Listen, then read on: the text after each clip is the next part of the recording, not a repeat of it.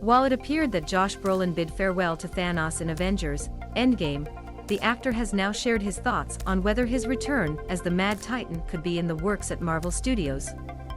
Ahead of Avengers: Infinity War, Thanos made a handful of cameo appearances throughout the MCU, setting the stage for him to take on Earth's mightiest heroes. The first came at the end of the Avengers in 2012, a strong indication that Marvel Studios had long-term plans for the Mad Titan. The villain's story reached its end in Avengers: Endgame when he twice.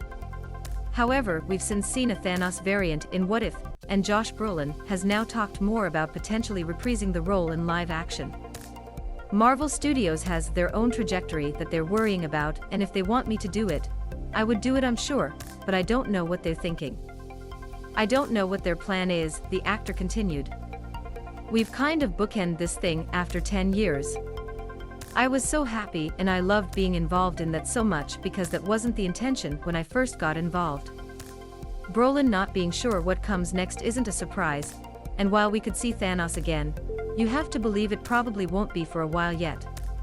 Assuming we get an Eternals sequel, it would make sense for Thanos to appear in flashbacks.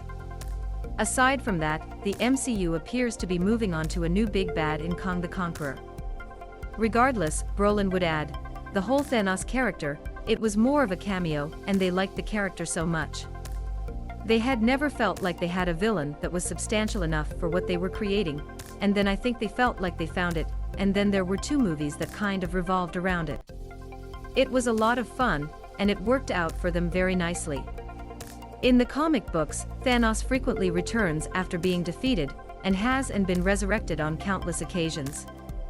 In the MCU, we'd argue that his story has reached a natural conclusion, but if Brolin does want to return to the MCU, there's always Cable in Pool 3, right?